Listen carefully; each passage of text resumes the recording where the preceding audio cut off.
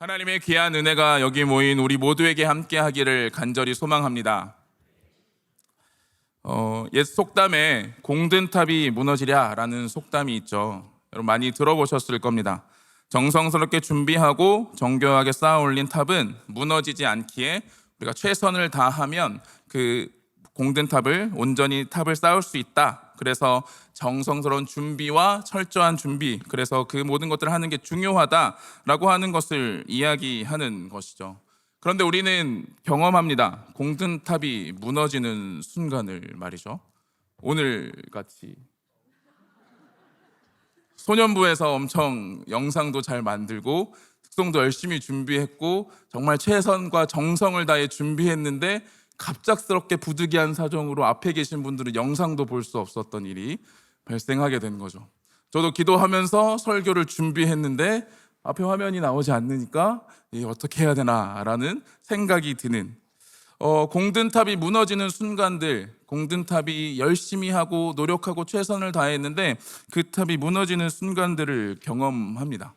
지금 이제 1월을 넘어 이제 2월, 다음 주가 되면 설 명절이 되는데 1월 달에 계획한 것들을 얼마나 실천하고 계시나요?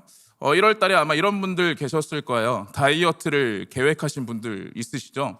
올해는 꼭 내가 살을 빼겠다. 그래서 한 달 동안 차곡차곡 내가 공든탑을 쌓아왔는데 이제 다음 주가 되면 다들 무너질 겁니다. 그렇죠? 네, 명절이 되면 맛있는 게 너무 많잖아요. 그래서 그 공든탑이 무너지는 순간을 우리의 삶에 경험하게 됩니다. 오늘 말씀은 공든탑이 무너진 사람들, 자신들이 가지고 있던 관습과 규칙이 깨어진 사람들의 모습을 우리에게 보여줍니다. 그들은 누구였냐면 바로 바리새인들이죠. 바리새인들은 자신들의 견고한 체계를 쌓아왔습니다. 그 근원은 아주 경건한 목적이었습니다. 그들은 유대인들이 헬라 문화에 동화되지 않고 성결하게 살고자, 거룩하게 살고자 시작된 것이었습니다. 율법을 철저하게 지키기 위하여 그 율법을 지키기 위한 세부 규칙들을 세우고 구약 성경에 대한 다양한 해석들을 통해 온전히 말씀을 지키는 방법이 무엇인가를 연구하고 그것을 삶으로 체득하며 실천하려 노력했던 사람들이 바로 바리새인들이었습니다. 그들은 자신들이 쌓아온 과거의 지식과 경험들을 견고한 탑처럼 쌓아왔던 자들입니다. 그들은 자신들을 하나님의 택하신 백성으로 여기며 그들이 쌓아온 것들을 바라보며 더 견고한 탑을 쌓아갔던 사람들이었습니다. 그런데 지금 그들 앞에 누가 나타났냐면 자기들이 쌓은 탑을 무너뜨리는 존재가 나타나고 있는 겁니다.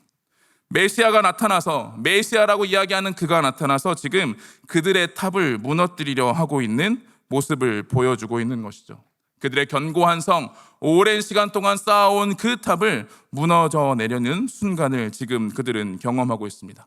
그런 그들을 향해 예수님은 41절 말씀에 이렇게 말합니다. 우리 같이 성경책을 한번 보실까요? 41절 같이 한번 읽어보겠습니다. 그래서 이르시되 너희가 맹인이 되었다라면 죄가 없으려니와 본다고 하니 너희 죄가 그대로 있느니라. 아멘.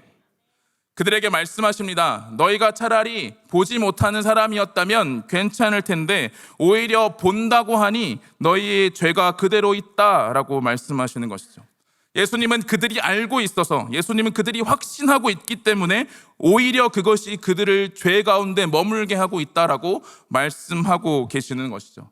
그들이 쌓아왔던 공든탑, 그들이 쌓아왔던 규례와 율법과 규칙들, 그 모든 것들이 지금 오히려 그들을 죄 가운데 머물게 하고 있다라고 말씀하시며 그들이 쌓아온 모든 것이 무너뜨리려 하는 순간에 그들에게 놓여 있는 것이죠.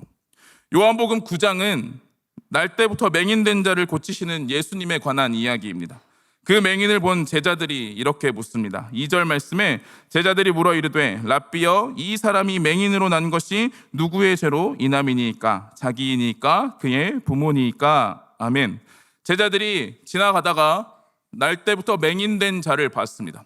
그 맹인된 자를 보면서 예수님께 질문하는 것이죠. 이가 맹인이 된 결과는 자신의 죄 때문인가 부모의 죄 때문인가 라는 겁니다. 이러한 그들의 생각은 유대인들에게, 그 당시 유대인들에게 굉장히 보편적인 것이었습니다. 구약 성경을 해석한 랍비의 미드라슈를 보면 이런 부분이 있습니다. 임신한 여자가 이교 사원에서 우상 숭배를 했다면 그것은 그녀의 모태에 있던 태아도 그 이교 의식에 참여한 것으로 여겼다라는 거죠. 어머니의 죄가, 어머니가 이교의 예식에 다른 종교에 참여했다면 그 참여한 죄가 동시에 태아에게도 있다라고 말합니다. 심지어 어떻게까지 이야기하는 사람들이 있냐면 뱃속에서 그 태아가 죄를 범하는 것도 가능하다라고 이야기했던 거예요. 했던 겁니다. 그래서 그들은 어디까지 말하냐면 에서와 야곱이 그 가운데 야곱을 선택하여 부르신 이유가 뭐냐면 뱃속에서 에서가 죄를 범했다는 거예요. 모르겠습니다. 뱃속에서 어떤 죄를 범했을지. 야곱을 심하게 때렸을까요? 그들은 그들 나름대로 성경을 해석해내고자 이런 것들을 만들어 갔던 거죠. 그런 그들의 생각과 그들이 쌓은 율법과 성경 해석들 앞에 예수님은 이렇게 말씀하십니다. 3절 말씀입니다. 예수께서 대답하여 이르시되 이 사람이나 그 부모의 죄로 인한 것이 아니라 그에게서 하나님이 하시는 일을 나타내고자 하심이라. 아멘. 예수님은 말씀하고 계십니다. 그가 맹인이 됨은 하나님의 주권하에 하나님이 하실 일을 나타내고자 함이라는 것이죠. 자신을 세상의 빛이라 예수님은 선포하시며 이제 그 날 때부터 맹인된 자의 눈을 고쳐주십니다. 흙을 발라 그가 눈을 뜨게 하시는 것이죠. 실로암 목가에 가서 그것을 씻었을 때 그는 단 한 번도 보지 못한 빛을, 단 한 번도 보지 못한 그 세상을 보게 되었습니다. 이 얼마나 놀라운 일입니까?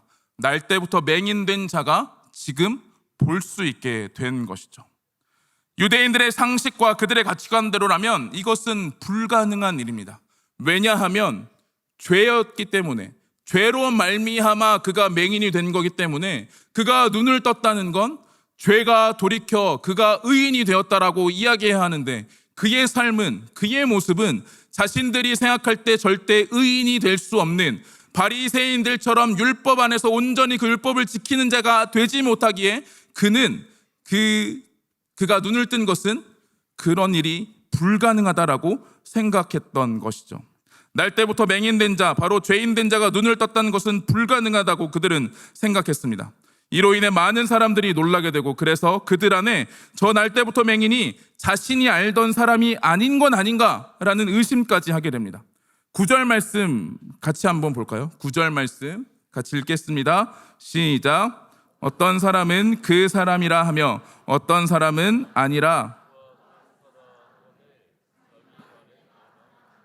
아멘. 사람들이 헷갈리기 시작한 겁니다. 있을 수 없는 일이 일어나니까 이제 그 사람을 보면서 우리가 알던 그 사람이 아닌 건 아닐까? 약간 비슷하게 생긴 사람이었던 건 아닐까?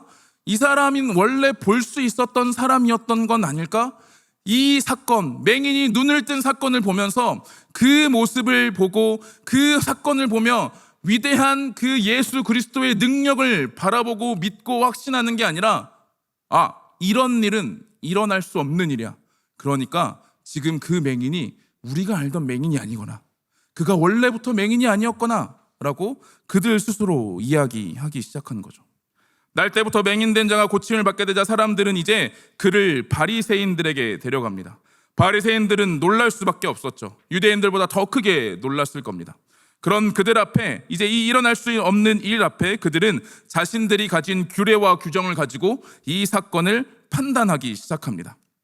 16절 말씀인데 우리 16절 말씀도 같이 한번 읽어보겠습니다. 시작. 바리새인 중에 어떤 사람은 말하되 이 사람이 하나님께로부터 온 자가 아니라 하며 어떤 사람은 말하되 죄인으로서 어떻게 이러한 표적을 행하겠느냐 하여 그들 중에 분쟁이 있었더니. 아멘. 날 때부터 맹인된 자가 고침받던 날이 안식일이었던 것이 그들에겐 문제였던 거죠. 안식일에 이런 일을 행하는 자가 어떻게 하나님께서 보내신 자라고 할 수 있느냐? 아니 그런데 이런 일을 행할 수 있는 자가 또 하나님이 보내신 게 아니면 어떻게 이런 일을 행할 수 있느냐라고 그들 안에 분쟁이 일어나기 시작한 겁니다. 눈을 뜨고 맹인이 눈을 떠서 보았고 그 기적이 일어났는데 지금 이들은 이게 안식일에 일어났다고 그들 안에 문제를 드러내며 이것이 가능한 일이 아니다라고 이야기하고 있는 것이죠. 그러자 이제 그의 부모까지 동원합니다. 그가 진짜 맹인이 아니었다는 이야기를 그들은 듣고 싶었던 것 같습니다. 요한복음 9장 18절 19절 말씀에 이렇게 말합니다. 유대인들이 그가 맹인으로 있다가 보게 된 것을 믿지 아니하고 그 부모를 불러 묻되 이는 너희 말에 맹인으로 났다 하는 너희 아들이냐? 그러면 지금은 어떻게 해서 보느냐? 아멘. 그의 부모는 유대교로부터 출교할 것을 두려워하여 정확하게 대답하지 못합니다. 맹인이었고 그가 맹인이었음에도 불구하고 이제 그의 부모는 솔직하게 대답도 못하고 있는 거죠. 이가 맹인이었고 날 때부터 맹인이었고 그가 보게 되었다라고 이야기하면 되는데 그들은 두려워서 그가 맹인으로 났다 하는 것은 이제 그가 성인이니까 그에게 물어봐라 라고 이야기하게 되는 거죠. 그래서 다시 그를 부릅니다. 그 날 때부터 맹인이었던 그 사람을 불러서 그들이 묻습니다. 24절 말씀입니다. 우리 24절 말씀 같이 한번 읽어보겠습니다. 시작. 이에 그들이 맹인이었던 사람을 두 번째 불러 이르되 너는 하나님께 영광을 돌리라. 우리는 이 사람이 죄인인 줄 아노라. 아멘. 그들의 질문은 답이 정해진 질문이었습니다. 아니, 질문이라기보다는 본인들이 원하는 답을 그 고침받은 자에게 요구하고 있는 것이죠. 이 사람은 죄인이다. 너를 고쳐줬다라고 하는 사람은 죄인이다. 그러니 네가 고침받은 것은 거짓이 아니냐라고 그에게 묻고 있는 겁니다. 그들이 가지고 있는 생각과 가치관, 그들이 쌓아왔던 규례와 율법과 절차들, 지식과 경험들의 바탕으로 볼 때 결코 그런 일은 일어날 수 없기에 그 모든 일을 거짓으로 만들고 싶은 마음이 그들의 마음 가운데 있었던 것이죠. 이미 그들의 마음속에는 답이 정해져 있었습니다. 요한복음 8장을 보면 예수님께서 자신을 아브라함보다 큰 자라 영원한 생명을 주실 자라 말씀하실 때 그들이 59절 말씀에 돌을 들어 치려 한다라고 이야기했습니다. 그래서 예수님께서 숨어 성전에서 나가십니다. 그리고 그들은 예수 그리스도를 따르는 자들에 대해서도 이렇게 되었습니다. 22절 말씀 우리 같이 한번 읽어보겠습니다. 9장 22절 시작. 그 부모가 이렇게 말한 것은 이미 유대인들이 누구든지 예수를 그리스도로 시인하는 자는 출교하기로 결의하였으므로 그들을 무서워함이러라. 아멘. 이미 그들은 예수 그리스도를 믿는 자를 출교하기로 결의했던 상황입니다.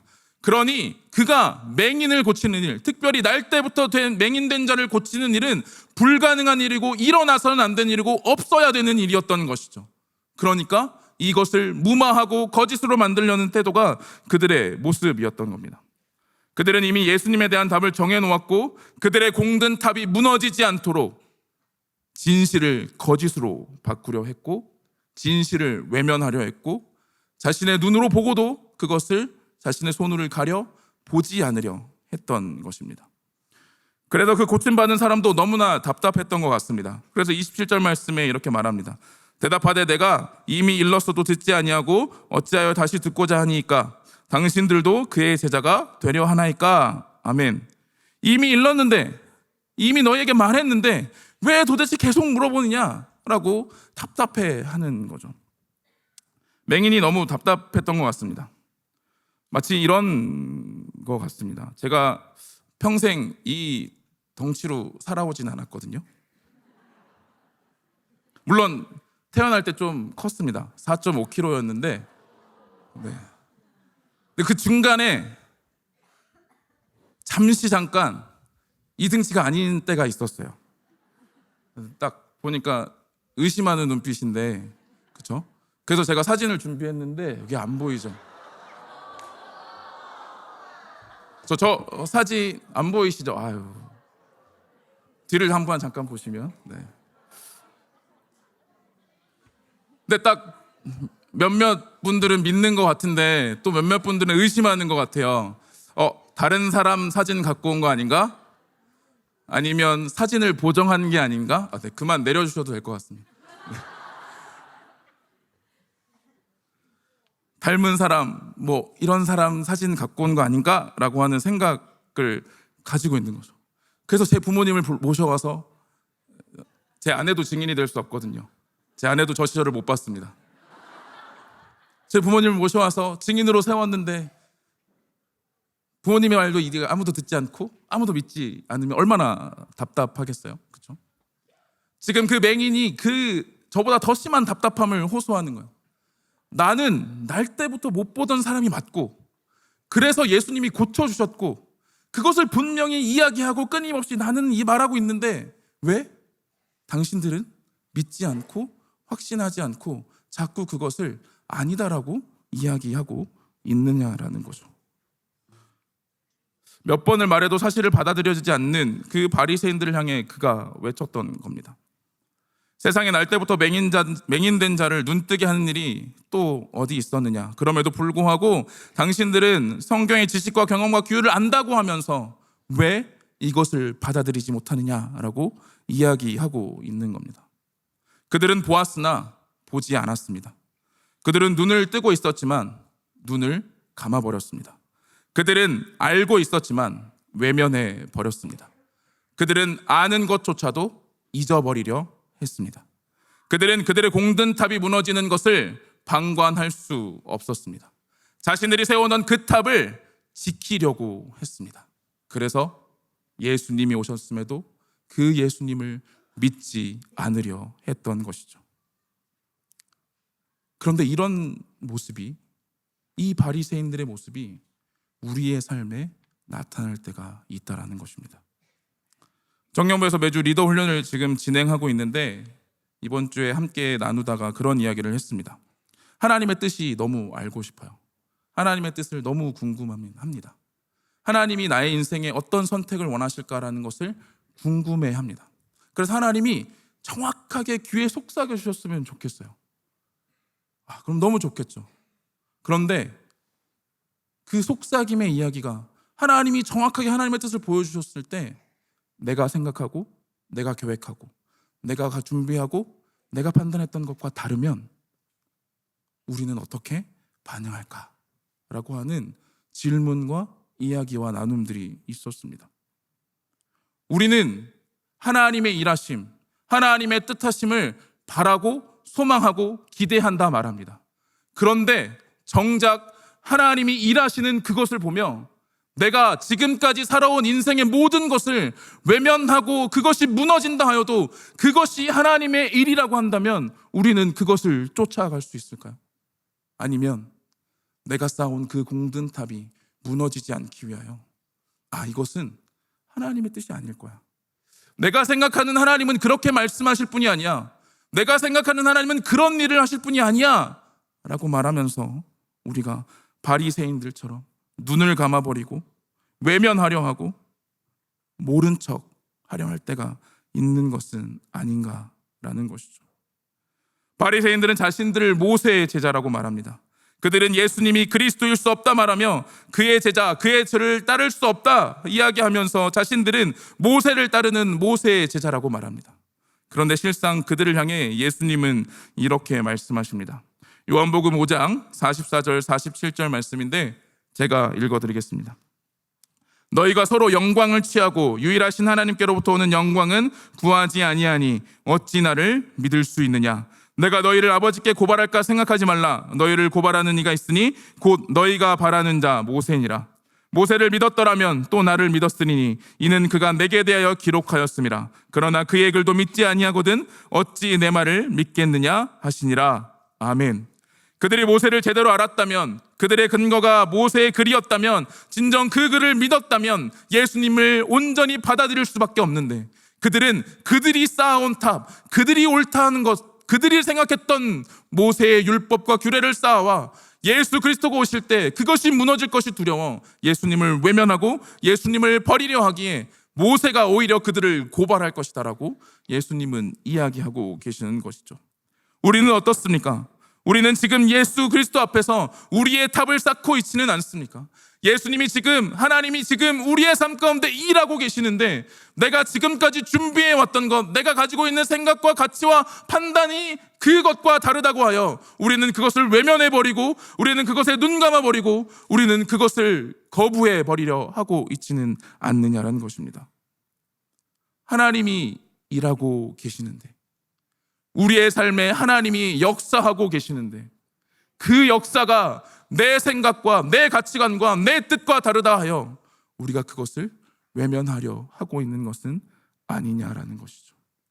세상의 기준과 판단에 맞춰 우리의 삶을 디자인하고 우리의 경험과 지식에 맞춰 우리의 삶과 교회와 신앙을 세워가려 하고 하나님의 열심을 우리 주변에서 여전히 일하시는 그 하나님의 일하심을 외면하고 있다면 우리가 쌓아올리는 것은 어떤 것입니까? 하나님은 우리가 보기를 원하십니다. 지금 우리의 삶에 하나님이 어떤 일을 행하고 계시는지 말입니다. 하나님이 우리의 삶에 어떤 뜻을 가지고 계시는지를 알기를 원하십니다. 그래서 우리에게 답하시고, 그래서 우리에게 말씀을 주시고, 그래서 우리의 기도 가운데 응답하시는 분이 바로 우리의 하나님이시죠. 그런데 내 생각과 다르다고, 내가 지금까지 내가 몇십 년, 수십 년을 생각해왔던 그 삶과 다르다고, 내가 지금까지 경험했던 그 상황들과 다르다고 하여 우리가 그것을 외면하고 있다면 우리는 바리새인들과 같은 모습에 서 있다는 것이죠. 그래서 예수님은 그 바리새인들의 공든탑을 무너뜨려 버리십니다. 철저하게 무너뜨려 버리십니다. 그리고 우리 삶에도 오셔서 우리가 쌓아 올린 그 탑을 예수님은 개입하시어 무너뜨리실 겁니다. 그것을 무너뜨리고 예수 그리스도를 보기를 우리에게 요청하고 계시는 것이죠. 우리가 쌓아 올린 그 탑이 무너지는 순간 우리는 절망하고 좌절하고 넘어지고 슬퍼하고 괴로워하는 것이 아니라 하나님이 하나님의 일을 우리에게 보이고 계시는 순간이라는 사실을 우리는 기억해야 합니다. 우리의 생각과 우리의 판단과 우리의 계획이 무너질 때 우리는 하나님을 볼 수 있습니다. 우리의 계획과 우리의 준비와 우리의 그 모든 것들이 노력이 다 수포로 돌아갈 때 오히려 우리는 하나님을 보게 될 것입니다.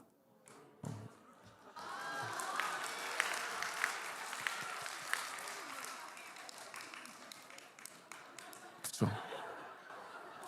제 계획이 수포로 돌아갈 때 하나님이 일하실 겁니다. 바리새인들은 보았어야 했습니다. 자신들이 쌓아올린 율법의 탑이 무너지는 그 순간 그 메시아가 자신들의 눈앞에 있다는 걸 봐야 했습니다. 우리의 삶에 황폐해져가는, 무너져가는 우리의 탑을 보는 그 순간 우리는 우리의 구주 되신 메시아, 우리의 주인 되신 그 주님을 바라보아야 한다는 것이죠. 하나님께서는 우리에게 요청하고 계십니다. 우리의 삶의 순간들, 우리가 쌓아올린 그 많은 것들, 우리가 계획하고 준비하는 그 모든 것들이 다 무너진다 하여도 우리는 하나님의 존귀한 백성으로 하나님의 역사가 이루어지는 하나님의 자녀의 삶이기에 하나님을 바라보기를, 예수 그리스도를 통해 하나님께 나아오기를 우리에게 요청하고 계시는 것이죠. 예레미야 29장 11절 말씀입니다. 우리 같이 큰 소리로 읽겠습니다. 시작. 여호와의 말씀이니라. 너희를 향한 나의 생각을 아나니 평안이요 재앙이 아니니라. 너희에게 미래와 희망을 주는 것이니라. 아멘. 하나님께서 이스라엘 백성들을 바벨론의 포로로 보내시면서 하신 말씀이었습니다. 바벨론의 포로로 가는 것 재앙이죠. 그들에게는 철저한 재앙입니다. 자신들이 예배했던 성전이 무너지고 자신들의 삶의 터전이 무너지고 다 사라져버리고 황폐해져 버리는 포로의 생활이었습니다. 그런데 하나님은 말씀하십니다. 그것은 재앙이 아니라 평안이며 너희를 위한 희망과 기대다.